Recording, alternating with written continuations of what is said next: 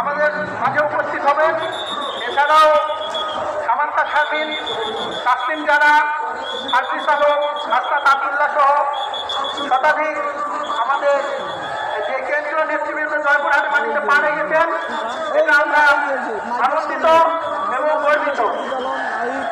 সম্মানিত জয়পুরহাটবাসী, আপনাদের অধীনে আগ্রহে অপেক্ষা করছেন যে জাতীয় নাগরিক পার্টির সম্মানিত